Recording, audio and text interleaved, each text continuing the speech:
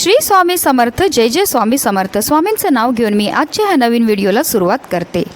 पंचांगानुसार यावर्षी अश्विन महिन्यातील पौर्णिमा 16 ऑक्टोबरला म्हणजेच बुधवारी रात्री 8:40 सुरू होईल, तर ती दुसऱ्या दिवशी म्हणजे 17 ऑक्टोबर रोजी संध्याकाळी 4:56 असणार आहे. त्यानुसार 16 ऑक्टोबर रोजी कोजागिरी पौर्णिमा ही साजरी केली जाईल.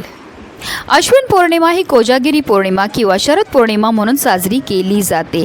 यास मांडी पौर्णिमा असेही म्हणतात. ही शरद ऋतूतील अश्विन महिन्यात येते. या दिवशी चंद्र पृथ्वीच्या सर्वात जवळ असतो. ह्या दिवशी करणाऱ्या व्रताला कोजागर व्रत म्हणतात. या दिवशी उपवास करून रात्री लक्ष्मी व ऐरावत रूढ इंद्र यांची पूजा करावी. या पूजेनंतर रात्री चंद्राला आटीव दुधाचा नैवेद्य दाखवायचा असतो.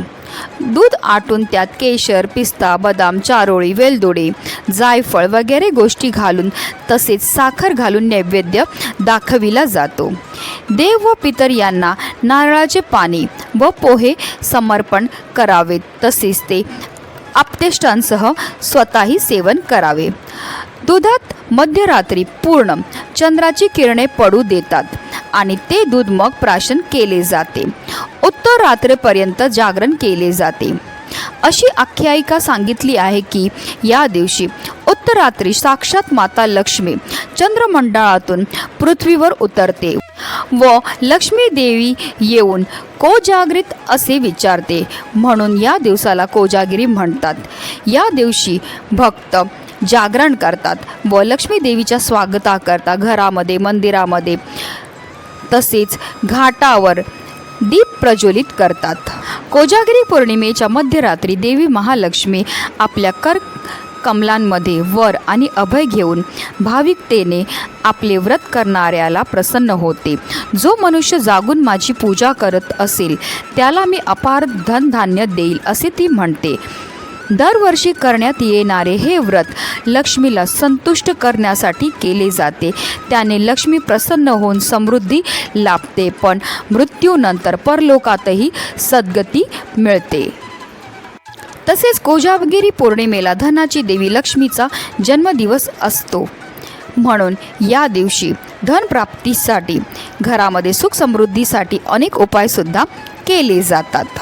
आणि म्हणूनच आपल्याला कोजागिरी पौर्णिमेच्या दिवशी म्हणजे उद्या गुरुवारी आपल्याला फक्त 1 रुपयाचं नाणं इथे ठेवायचं. हे नाणं इथे ठेवल्यामुळे पैसा येतच राहील आणि आपलं कर्ज जे आहे ते फिटत जाईल. आपलं 7 पिढ्यांचं दारिद्र्य नष्ट होऊन आपली कठीणातील कठीण इच्छाही पूर्ण होणार आहे.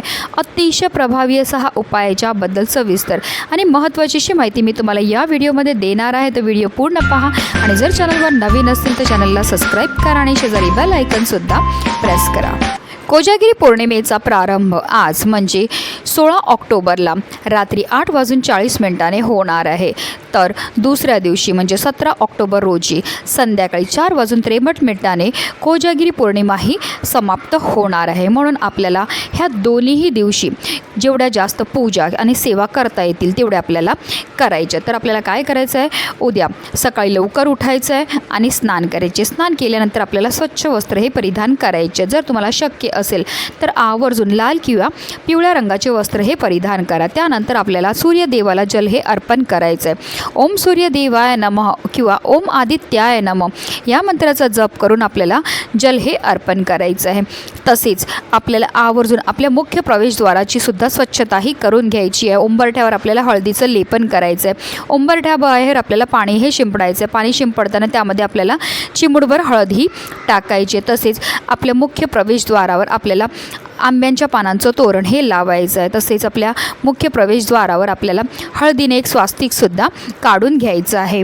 उंबरठ्याच्या बाहेर आपल्याला रांगोळीसुद्धा काढायची आणि त्यामध्ये आवर्जून आपल्याला लक्ष्मीची पावलंही काढायची आहेत. एका पावलावर आपल्याला हळद आणि एका पावलावर आपल्याला कुंकू हे अर्पण करायचं आहे. अशा रीतीने आपल्याला हे छोटे छोटे उपायाने सेवा ज्या आहेत त्या सकाळीच करून घ्यायच्या आहेत. त्यानंतर आपल्याला विधिवत श्रीहरी विष्णू आणि माता लक्ष्मीची पूजाही करून घ्यायची आहे. तसेच गुरुवार आहे म्हणून आवर्जून आपल्याला तुळशीची सुद्धा पूजाही करायची आहे, कारण कोजागिरी पौर्णिमेच्या दिवशी माता लक्ष्मीच्या पूजनाला विशेष महत्त्व हे दिलं जातं आणि तुळस म्हणजे साक्षात माता लक्ष्मीचं स्वरूप आहे. त्यानंतर तुम्ही हा उपाय जो आहे तो करायचा आहे. ह्या उपायाकरता आपल्याला 1 रुपयाचं एक नाणं जे लागणार आहे, हे नाणं आपण जे घेणार आहे ते व्यवस्थित पाहून घ्यायचं आहे. ते छान असावं, कुठेही तुटलेलं किंवा कुठेही काळं पडलेलं असं नसावं. त्या नाण्याला आपल्याला स्वच्छ पाण्याने धुवून हे घ्यायचं आहे. आता आपल्याला एक प्लेट घ्यायची आणि प्लेटवर आपल्याला हे 1 रुपयाचं नाणं जे आहे ते ठेवायचं आहे. नाणं ठेवताना त्याच्यावरती जो 1 रुपया लिहिलेला असतो तो वरच्या साईडला असावा. आता आपल्याला एक प्लेट घ्यायची, त्यामध्ये थोडीशी हळद घ्यायची, त्यामध्ये थोडंसं पाणी टाकून त्याची एक पेस्टसारखी आपल्याला तयार करायची आणि त्यानंतर आपल्याला ह्या 1 रुपयाच्या नाण्याला ह्या हळदीने जे आहे अभिषेक करायचा. अभिषेक करताना आपल्याला माता महालक्ष्मीच्या शक्तिशाली मंत्राचा जप हा करायचा आहे. ओम श्री ह्रीं श्री कमले कमलालय प्रसिद्ध प्रसिद्ध ओम श्री ह्रीं श्री महालक्ष्मी नमः. या मंत्राचा आपल्याला 11 वेळा जप करायचा आहे. 11 पळी पाणी जे आहे ते आपल्याला त्या 1 रुपयाच्या नाण्यावर अर्पण करायचं आहे आणि त्यानंतर त्या नाण्याला आपल्याला ह्या हळदीने जे आहे अभिषेक करून घ्यायचा आहे. 11 वेळा मंत्राचा जप करून झाल्यानंतर पुन्हा ह्या नाण्याला आपल्याला स्वच्छ पाण्याने धुवून घ्यायचं आहे. त्यानंतर आपल्याला हे 1 रुपयाचं नाणं आपल्या उजव्या हातामध्ये घ्यायचं आहे आणि आपल्याला काही सेवा ह्या करायच्या. जेव्हा आपण उपाय करतो त्याबरोबर सेवा करतो, त्यामुळे आपल्याला केलेल्या उपायाचं त्वरित फळ हे प्राप्त होत असतं. आपल्याला 16 वेळा महालक्ष्मी अष्टकमचं पठण करायचं आहे. 16 वेळा महालक्ष्मी अष्टकमचं पठण करून झाल्यानंतर आपल्याला 3 वेळा व्यंकटेश स्तोत्राचं पठणसुद्धा करायचं आहे. ह्या दोन्ही अतिशय उच्च कोटीच्या सेवा आहेत. ह्या सेवा केल्यामुळे आपल्यावर श्रीहरी विष्णू आणि माता लक्ष्मीची भरभरून कृपाही होत असते आणि ह्या सेवा केल्यामुळे हे जे नाणं आहे ते अभिमंत्रित होतं. त्यानंतर आपल्याला हे नाणं जे आहे आपल्या मनातली इच्छा बोलून माता लक्ष्मीच्या चरणावर अर्पण करायचं आहे आणि पुन्हा एकदा माता लक्ष्मीला आपल्याला हात जोडून मनोभावे प्रार्थनाही करायची. आपल्या आयुष्यामध्ये असणारे जे दुःख आहे, विघ्न आहे, संकट आहे, दोष आहे, दारिद्र्य आहे ते दूर करण्याकरता मनोभावे प्रार्थनाही करायची आहे. संपूर्ण दिवसभर हे नाणं जे आहे माता लक्ष्मीच्या चरणाजवळच आपल्याला ठेवायचं आणि संध्याकाळी दिवा लागण्याच्या वेळेस आपल्याला हे नाणं तिकडनं उचलायचं आहे आणि आपल्याला एक लाल रंगाचा कपडा घ्यायचा आहे. त्या कपड्यावर आपल्याला हे नाणं जे आहे ते ठेवायचं आणि त्याची एक पोटलीही तयार करायची आणि ही पोटली जी आहे ती आपल्याला आपण आपल्या पाकिटामध्ये ठेवू शकतात किंवा आपल्या घरामध्ये जिथे तिजोरी आहे तिथे ठेवू शकतात. असं केल्यामुळे आपले पाकिट कधीही रिकामे राहत नाही. आपल्या घरामध्ये धन येण्याचे अनेक मार्ग हे मोकळे होतात आणि आपल्यावर माता लक्ष्मी ही प्रसन्न होत असते.